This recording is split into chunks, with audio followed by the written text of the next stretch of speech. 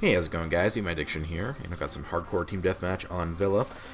Before I get to my dating advice, or it's actually more of a cautionary tale, I guess, I've got some news about the Friend Zone, and it's still airing next Wednesday. That's when the premiere is.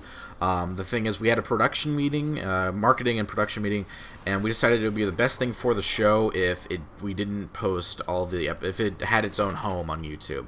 So we have another channel that I set up. It's for our company essentially called Ocelot Web Works. And it's where we're going to be putting up a bunch of sketches and some other. I mean, the Friend Zone's going to be there, and if any other things we have, like little shit we can do for the web, we're going to put it up there. So that's where the first episode is going to be here on my channel and on that channel too. And from then on, every other episode is going to be on the other channel, the Ocelot Webworks channel. So I'll put a link down here in the description. And every single time we upload, I will put a link video here on my channel so you guys know where to go. Because I know not a lot of you are going to see this video who are really looking forward to the show.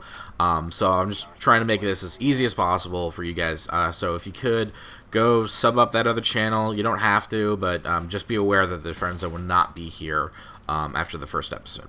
So got that right out of the way. All right, so I decided I've been single for about 5 years now.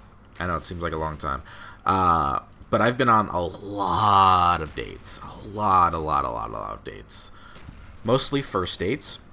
Yeah, and that's because a lot of the time when I go on dates, it's from OkCupid, which is a free dating website. And I know it sounds sad and pathetic and whatever, but the stigma is not there anymore.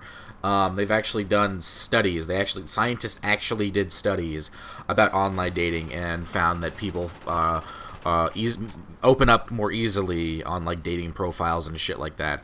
And quite frankly, I'm not the kind of guy to go hit on chicks at a bar.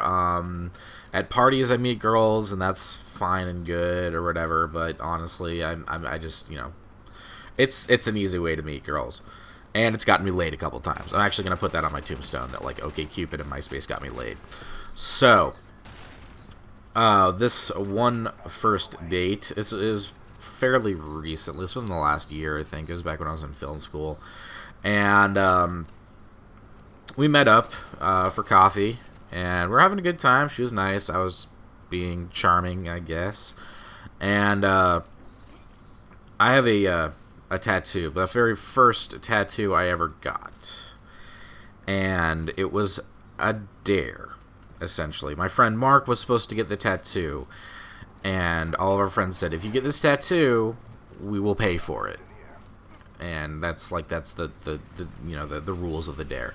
And the day everyone showed up for the tattoo parlor, including myself, because I wanted to see this, he bitched out and he didn't show up. And he like called us and was like, no, I'm not going to do that. I'm not getting that on my body. No, that's going to be there forever. Nope, not going to happen. And so I stepped in and I was like, you know what? Fuck it.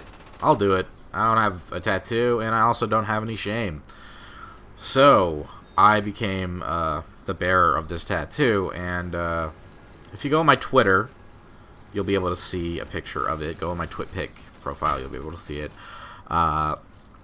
It says Hot Carl in really bold, like super stereotypical like biker lettering, like for tattoos. And then underneath it, I got this years later. Underneath it, I got Vault Boy from Fallout doing the double guns and winking at you. Because I figured, you know what, if I'm going to have this tattoo for life, I might as well have fun with it.